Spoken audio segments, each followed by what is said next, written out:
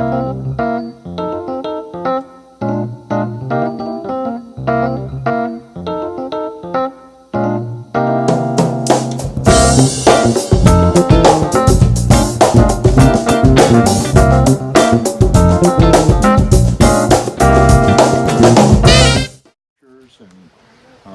been trying to get Justin out to my garden here for a few years, and we're stoked to have him.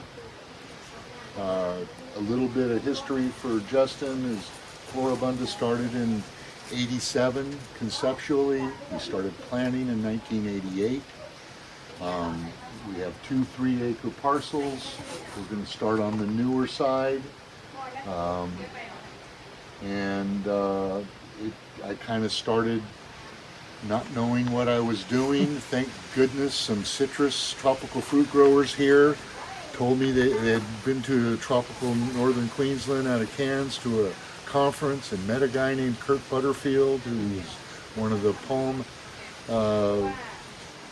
was growing a lot of rare palms and distributing seedlings and small plants in Queensland. And I organized a trip, went down with a girlfriend, and she stayed and showed her around, and she left, and then I parked myself on Mr. Butterfield's door, and he invited me to stay, and I kind of became my mentor and showed me around, or pointed me in some right directions, introduced me some influential people that had big palm collections, and I began supplying them with seed from Hawaii, from botanical gardens, and from the old Carl Smith garden outside here in Hilo, and became to this day we're great friends. And he's retired, but he kind of started, the Australians instilled in me, if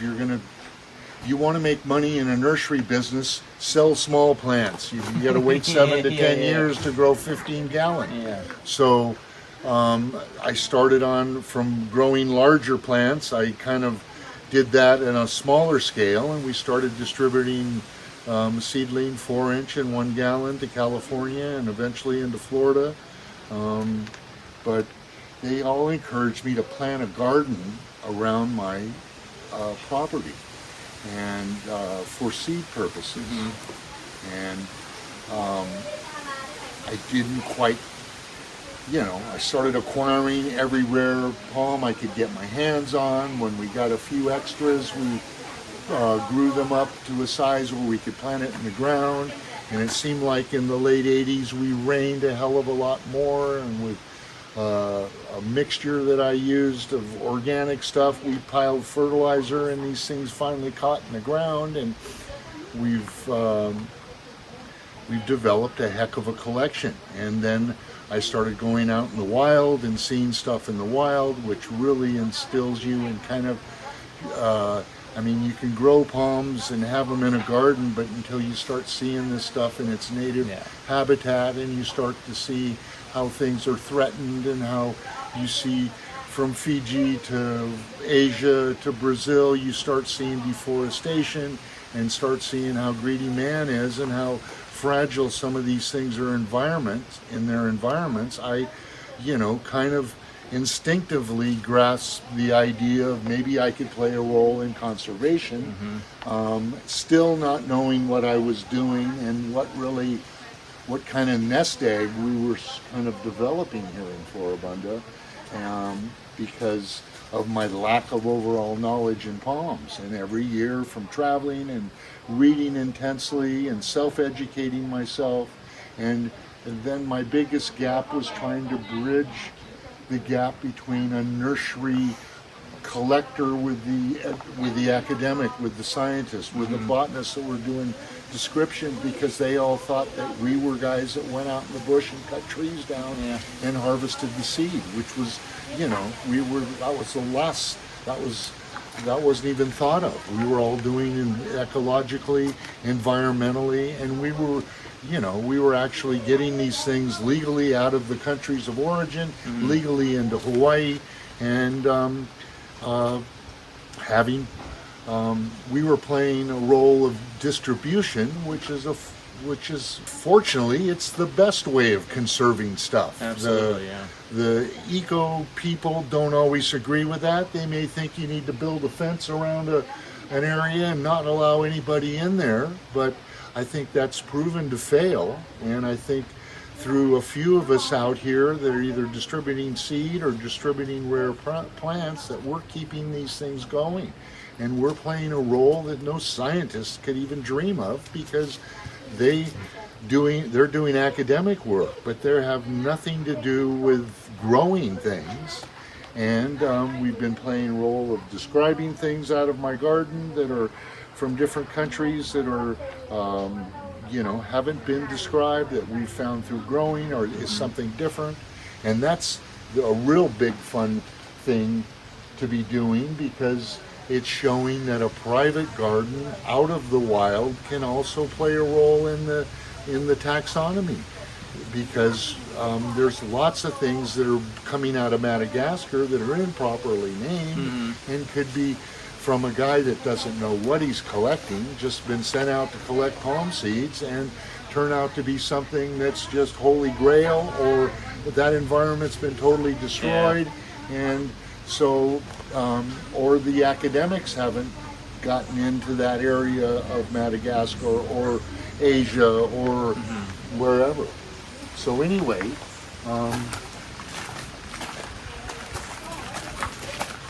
what's this palm? Angiopteris. That's the Australian fern that our Big Island Invasive Species Council really is worried about this. And I've never seen a fern spore. I've never seen a seedling of it or anything. So. No, actually, you're right. We have one of these in the spheres, and I got it from a piece off of a bigger plant, but the plant was in a greenhouse for 30 plus years, and they never got any babies to grow off of the thing. Never any spores, nothing. That would, I mean, little babies off the base, but it doesn't. You can buy an Australian tree fern though, and if we plant one of those here or something, I don't know the botanical name. Yeah, they'll be everywhere. You're spraying them with Roundup. Yeah, exactly. And yeah, they come up everywhere. Salacca licuensis. These are from the Ryukyu Islands out of Okinawa. I had the pleasure of being there as a guest of the Japanese government and spoke to the Okinawa plant people, and then I got to go down into the lower Ryukyus of Ishigaki and Ariyomote Island and see these things. These are a real hard thing to grow from a seedling, and you can see they're thriving underneath the tree with no care. But when you plant them into pots, you can have fungal issues, and that's a gem. That's Licuala cordata. That was a gift from Maria Boggs and the early 90s that she gave me. Yeah, that's beautiful. I think I quoted the early 2000s on a video here. It's really the early 90s, and she's passed away. We saw these things in Sarawak, and the leaves are like 8 times bigger than this, and they kind of sit at sit kind of like the flying saucer. Oh, that's so cool. And but this is a flowering. You can see. Yeah, you can see it's got seeds. You can see. So this has been our little gift from one of my mentors, and it keeps us. So we have this, and we can sell it at a good price, because the seed runs a few dollars a piece from the seed sales. We had a count of around 850 species in the ground. We've done a lot more planting, and there could be close to 1,000 species. It's becoming really tight. Yeah. But things are handling. Our biggest problem is with something called banana moth. It's trying to take this thing. Oh, There's no push. We have a Dypsis, a mananjarensis over there that looks like we've lost the battle on.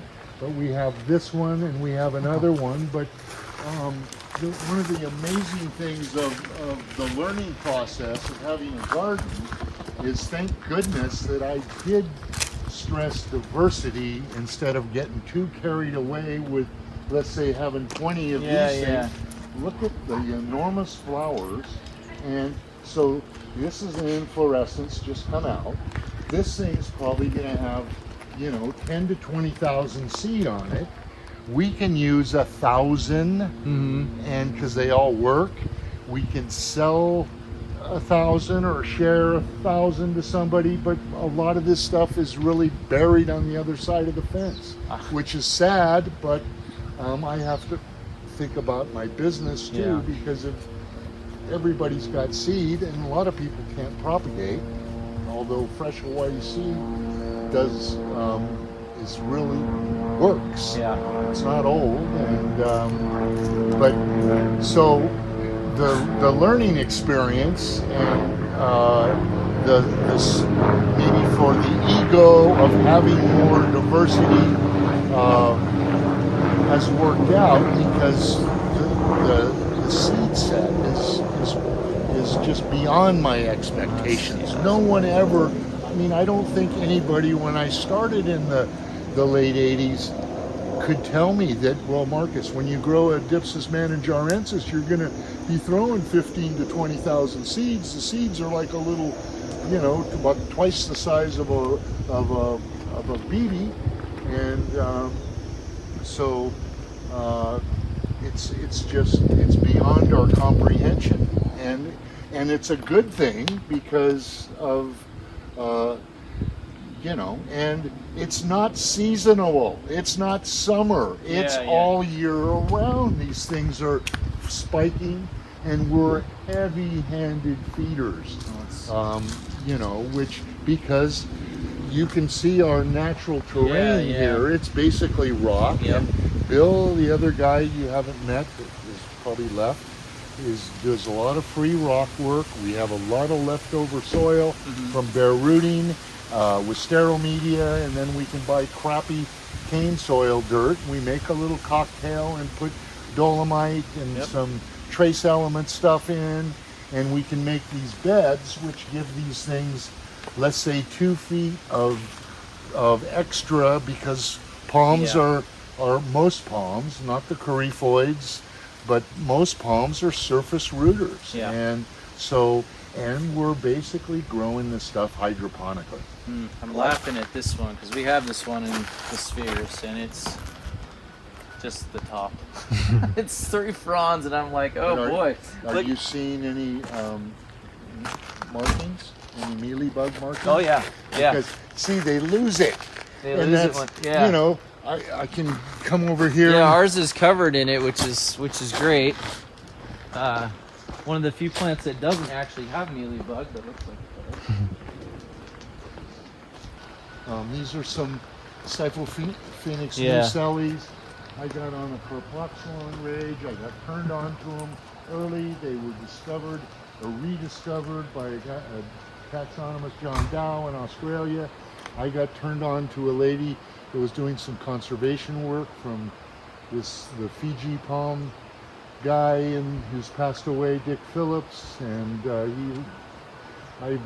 so I got some early seed in, and we got some on the other property that are seeding. We're trying to do it as a royal palm replacement, and you can see here, we're so wet, we get all this moss that takes away from a lot of the beauty of our palms here. Let's say this garden was beamed over to the Kona side, where it's hotter and drier, these things would have beautiful green rings and so on. But this is more like what you would see in habitat, maybe not in Vanuatu, where these come from, but in other habitats. I've seen a lot of this moss, and I had Bill Baker here from the Royal Botanical Gardens for 4 days, and he was real worried about this stuff. He kept wiping it off smaller things, and you know, and it is a worry to a certain extent, but it doesn't seem to, because we dry out, and then it kind of doesn't look like a systemic. It just looks like a surface thing. This is Conopea lidomanianum. There used to be a Tychosperma. I got these from the Lion Arboretum in Oahu, and we had to get these with a triple pole saw, and theirs were in a real shaded area, and so I found that if you can put a lot of this stuff out in our light, you see what our light's like. It's more of a filtered light, and I mean, the seed set, and you know, once these things start flowering and fruiting, they're growing, but they're not growing a lot slower. Yeah. So, so here's a younger mealybug, and this is what, let's say in California, Yeah. if someone had this, and you can see the Yep. reddish colors, and we were thinking this was the white mealybug. People talk about this on the palm forums. I don't get too involved with, you know, I think there's one Dypsis mananjarensis, and there can be some variables on their markings. Yeah. This seems to be behaving like all of them. It just was whiter, and it didn't show any of this red. Now it's doing this, but you know, like we saw the adult, these things get up to start being a telephone pole with a head on them, and it's harder to see these areas. So, defining the rules with a little Dracaena Draco. We've got Marrogasia, young Marrogasia Darianii here, and they're flowering.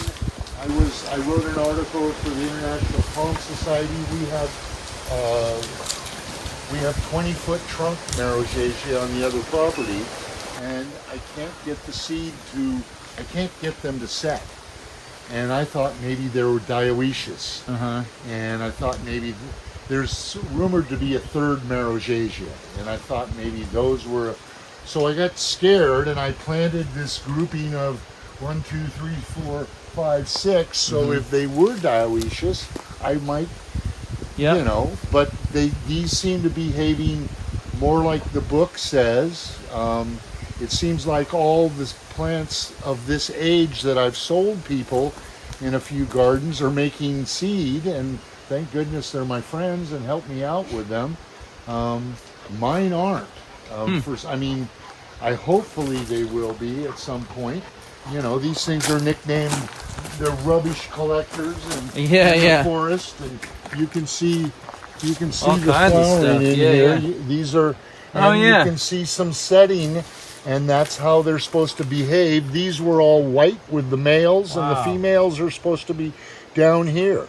But most of the time, this just all aborts and falls off. So there's rumor to see, you can see this right now. It's just coming out, and then they just turn snow white. There's a spent one here. There's a spent one here that didn't do anything. It's amazing how these things act, how their watering goes. You can see we had rain, and they have this drip system, just pulls it right down. And we'll see, you know, we'll have 5 inches of rain, and I'll come out and I'll kick out here, and it's kind of dusty, but then around here it has this dispersal because the leaves are all upright and happy. Believe me, when it gets dry, these leaves want to start to come down. And that's, I mean, there's alpines. I don't know how well they do in Florida. Yeah. Not very well. I mean, according to some people, and I just don't understand, because we went and saw these things in the wild, and they were like this. Maybe they had a little more trunk, but these were the adult trees, and it was, you know, it was bloody hot and dryish. So I just, you know, whether it's their water or there's Yeah, I'm interested in this guy over here. What's this talking guy? It's a Pinanga. Is that a Pinanga? Yeah, we're calling it a form of philippinensis. Okay. Compact. It's just, you know, unfortunately, that would be a killer house plant too. Yeah. But Pinangas, as Don's found out of doing the coronata, Kohala, they seem to be okay. So they can't get much cold. Yeah. It's in a building like a Kentia or a Rafus can take more of a joke. Yeah. But we're making seed. We do have plants of it. That's nice. It's a big Atalaya cahoon. Mike, are we setting any more seed of this? Yeah, that's a huge rack right there on the right side. Yeah. But those are small still. That's a while. Yeah, but they're coming. That's Pinanga maculata. They're solitary. We Yep. do a lot of this multi-planting or 4 or 5 because Pinangas and Auricas, their flowers, the females come out first and the males come out second. So you got to have either multiple inflorescences or multiple plants flowering to get them to seed. Once in a while, a solitary one will be in a perfect condition, but with our rain here, that's a cousin of Licuala grandis. Yeah. It's called Licuala caballonii from Vanuatu. Grandis comes from Vanuatu. Yeah. They look just like a grandis as a young plant, but then they split. They split and get. But they're flowering, so it's kind of at a cute size where it's not going to be too big. This is Dypsis perrieri. Yeah. They have these big hairy leaf flower sheaths. Now we're having to cut these out to have them open. I will show you one closer over here that I can demonstrate what we did. I mean, this is what cultivation does, and heavy-handedly either putting like a 10-20-20, more of a blooming food. Yeah. We can get this multiple inflorescences. So we came over to this thing, and I said, Mike, we got to cut this out. These things are swollen. So we cut it out. Popped it. Because a lot of times they're supposed to break and open naturally, of course. But if in our wet climate, some Barreto Kentia does this, if they don't come out, they seem to rot. They'll just kind of abort inside that. Well, they'll just come out all black. Yeah. So sometimes we do it wrong, and they were young, but you can see this is starting to behave and starting to make the male flower. And it would be nice, because this has actually only happened once ages ago. This is supposedly a big-ass Dypsis in the wild. These were old plants that stayed in 15-gallon pots for a long time and might have been a little bit, should have been in the ground sooner. But, because Bill has one up at his place that's tall. Well, the leaves just come out of the ground like a giant fountain. Like the leaves are like 25 feet. That's Salacca magnifica over there. Salacca's edible fruit family. We do have a Copernicia phalaense from Cuba over here also, which Copernicias and stuff are harder to grow, being that we're just not as hot. For example, how things, we were in Fiji in 2007, my wife and I, and I've been to Fiji, that was my 4th trip. I was 3 other times, and this comes from Taveuni Island. It's called Beachia simulans, and it has this lovely little snake skin crown shaft, and I happened to get it with some almost perfectly ripe seed. So we got some seed out of there. So this is 2018. That was 10 years ago, but these have been seeding here for 3 years. So it's amazing, some of this stuff, how fast, you can actually collect a seed and have the start stuff producing seed. start producing.